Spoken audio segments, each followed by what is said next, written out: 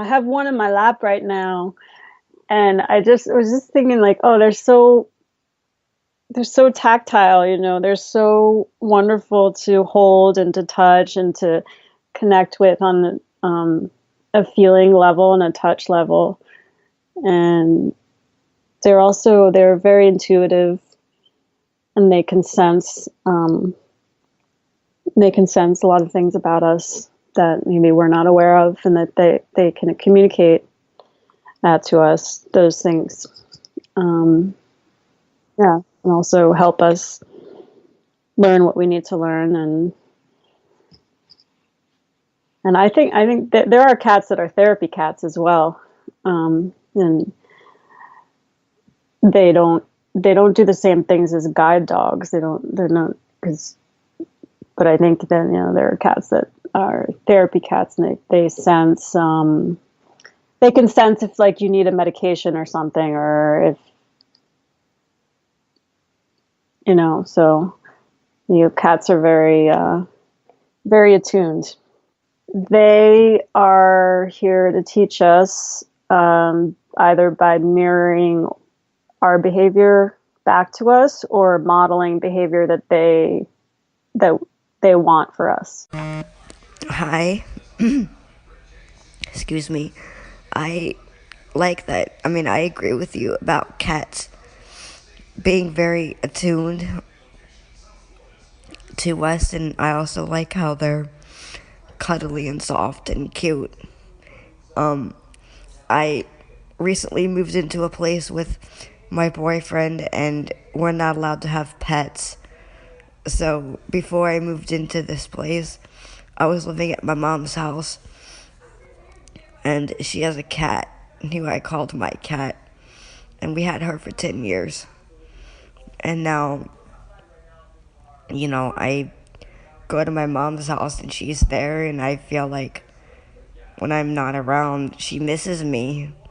Because when I go to my mom's house, it's like she comes out of my old room, because she's usually laying on my old bed, and she comes out of my old room and she's there. I mean, even before I put my stuff down, like, she wants to see me every time I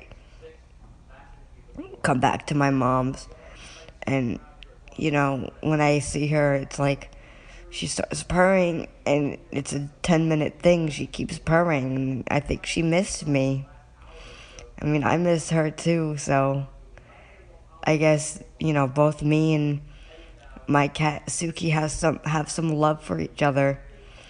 I guess I haven't figured it out yet, but she probably has. And even my mom says that she doesn't meow as much when I'm around, because apparently she meows a lot when I'm not around.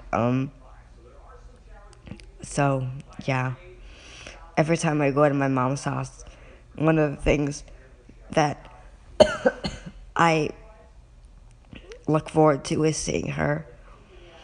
And if I spend the night at my mom's house, she sleeps with me because she can, and she's cute. So, yeah. Cats are very interesting creatures. I have had some awesome cats throughout my life. And yeah, I think you're right. They are very tactile. Just from, how soft they are, even to kind of the softness combined with kind of their build. Like if you run your hand over their back, you feel their little shoulder blades and whatnot. And if they're curled up, it can be kind of cool to feel that dip in their stomach where they curl. Not like it's like where their rib cage is, kind of that dip where the rib cage, their side curls around to their hip or thigh, I think is what I'm trying to say. So yeah, they are very tactile creatures, and they, when they purr, it's just so cool to hear them purr and kind of feel them vibrating along with it. They're just, if you have an affectionate cat, it is just I don't know, a real connection. And I would agree that they can sense things. This is actually probably going to get a little bit NSFK here. I can imagine all the eyebrows raised. Oh my God, he's talking about cats. Why is it getting not suitable for kids? But about 10 years ago, was doing a lot of experimentation with psychedelic drugs. And I had one of the most meaningful experiences of my life. Involved consuming some magic mushrooms and sitting in my parents' basement for 3.5 hours in nothing but silent darkness. And my cat Charlie was with me for the entire time during that experience. And it was an experience that kind of illuminated to me a lot about my world and the kind of person I am. And excuse me, helped me kind of discontinue smoking marijuana. Now, it's been 10 years. I haven't been perfect. I'm going to be honest. But still to this day, there is this thing that keeps me from being like a full-time pot smoker. I can't do it. There's like this sense of, it's a little bit of fear, because sometimes pot is very overstimulating, but it's also a sense of, why do I even really need to do it? Why don't I just exercise and meditate and kind of reach an altered state of consciousness naturally? So anyways, cats are, because of that experience, cats have always had a very significant and symbolic place with me because of my cat Charlie. And interestingly enough, actually during his funeral, I had played some singing bowls during his funeral because I play Himalayan singing bowls. And then we went outside to bury him. And our tradition in the family is to think of the 10 best things about the pet. And my family had come up with the first 7 because I was away at school. So I was responsible for coming up with the last 3. And so I did. And the 10th reason was, I appreciated when he sat with me on that trip, that mushroom journey that helped me decide to stop smoking pot. And as soon as I said that, 2 deer come running by. And it was just a really powerful moment. Like, we had thought it was the dogs. They had escaped from inside the house, and they were going to come and ruin this really important moment as we lay my, cat companion into the ground. And no, it was 2 deer just come running by. Really, really impactful experience. But anyways, that's probably more than anybody wanted to know. But, cats are cool. I love dogs, too. No no animosity towards any of the creatures. But yeah. Hey Stephanie, I'm Mandy. I'm from Illinois. Yeah, they can. They can, sure as hell sense a lot about us. And like you said, sense stuff that we may not be aware of.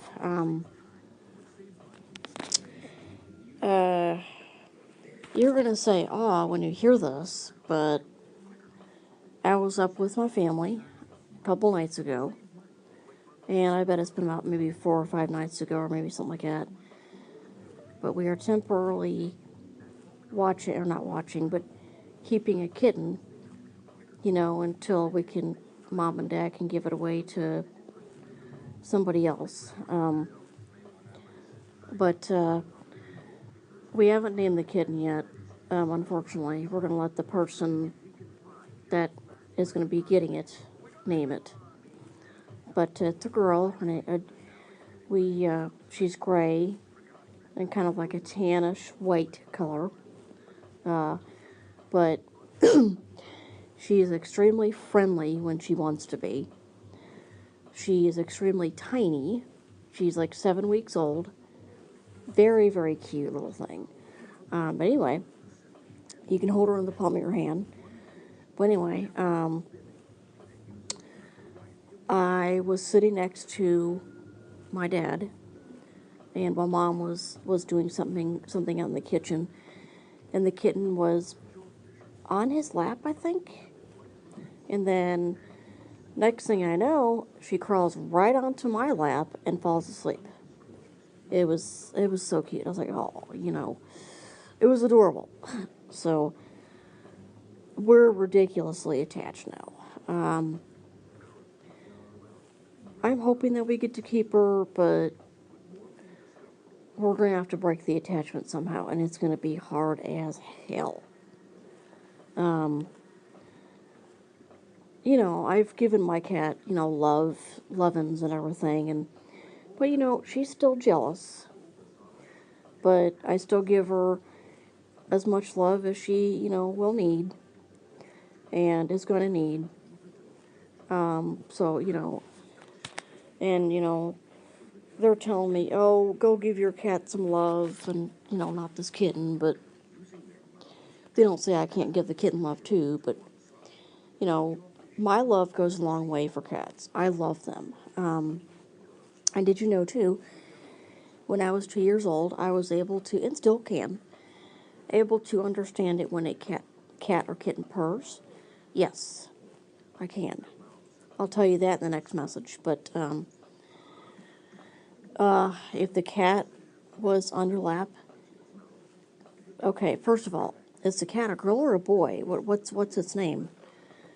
But if he or she was on your lap and if they were purring, they were either purring the word for, like FOR, or a movie name, the 33, or another favorite word I like, flood, or even your name. But yeah, woo, flashback. Whoa. Oh, sorry. Anyway, I will look forward to getting to know you. Well, when I had one, he was, because I got him as a baby, he was very nosy. He would, go around the house and just sort of made it his own, jumping up on top of stuff. And I came in the kitchen one time, he was on top of the refrigerator.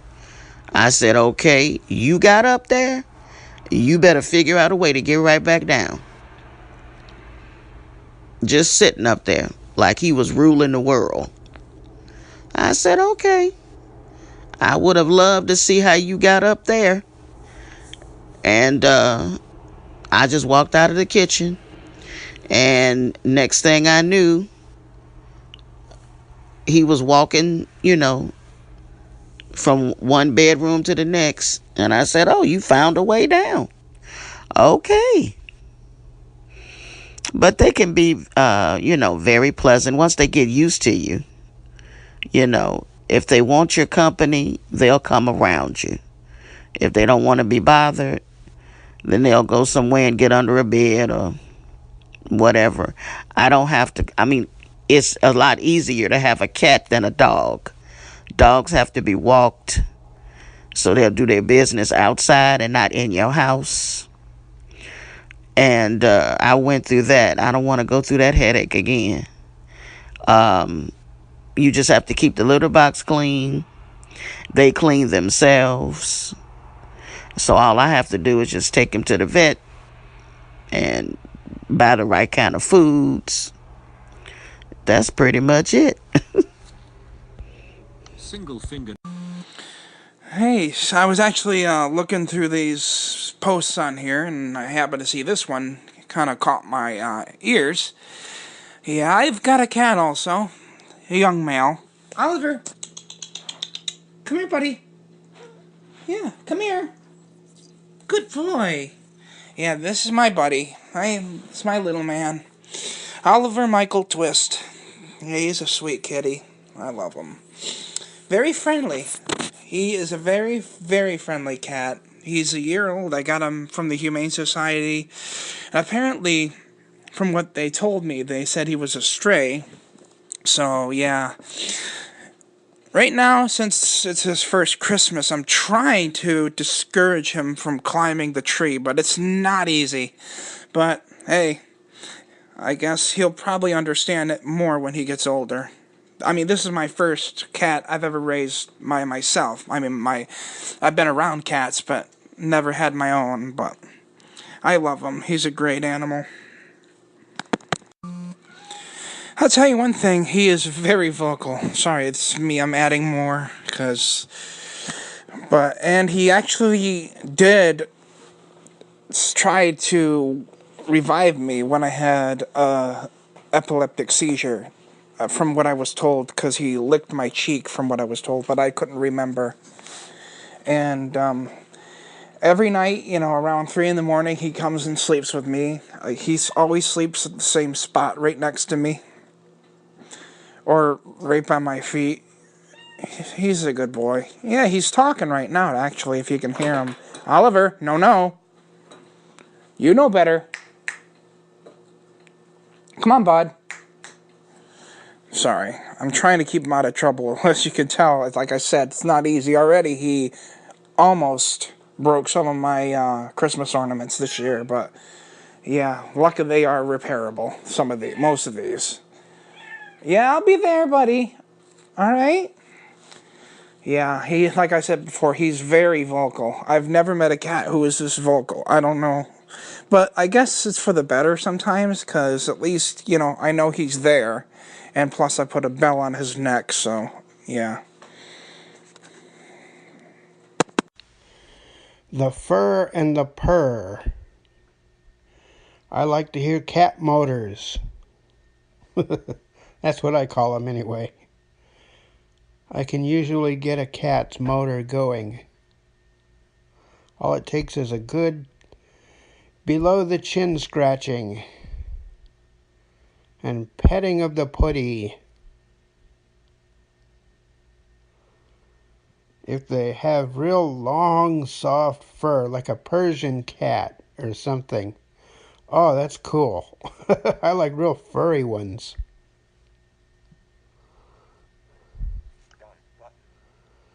And big kitty cats.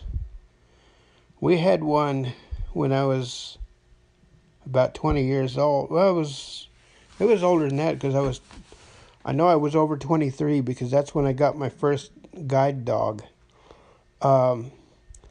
This Furface, as I called him, Furface was real short fur, but he weighed about 25 pounds. He was a great big huge cat, and he was not fat either. He was actually kind of real muscular, not even chunky. He was just a big kitty cat, man. Nobody messed around with Charlie. He was big. I think that was the biggest house cat I'd ever seen. But he and my first German Shepherd were buddies, man. From the minute they met, they kind of nosed each other and like, yeah, I dig you, man. Hey, you're cool. And boy, they got along really, really well. People would freak to see this 100-pound German Shepherd come into the house, and the first thing this cat would do, he's meowing around my ankles and stuff, and around Adolf, and the dog reaches down, puts the cat's whole head in his mouth, down to the shoulders, and picks him up, and people are thinking, oh, he's going to eat the cat. And the cat's just hanging out of the dog's mouth. The dog's walking around the house carrying him around like that. And they make a couple of laps around the house, and then Adolf drops the cat, and he walks off, no problem. He didn't care. But people saw that, and they're like, oh, God. Oh, your dog. I said, what? He's going to eat the cat. No, he won't. Watch. The cat doesn't care a bit, and we would come back in the house, and the cat is like, "Oh, where have you been for so long, man? I've been waiting." It was kind of funny, but geez. I wonder how the cat actually felt. All that dog breath. Ugh. And those big teeth around your shoulders. I would kind of worry. Didn't bother him, though. Not a bit. I love everything about cats. They're so fuzzy and soft. They're smaller and more easily accommodatable. I don't know if that's a word. You can accommodate them easier than dogs. They are less loud and obnoxious, and I also love like how cute they are and how cuddly they can be and how honest they are. If they don't like you, they don't like you. If they love you endlessly, loyally. They're more honest than people, and that's what I love about them so much. They're like people in the way that they're narcissistic, they are very into themselves, but they can be very into the person they love too, and they're really honest about who they love and who they don't, and that is why I love cats.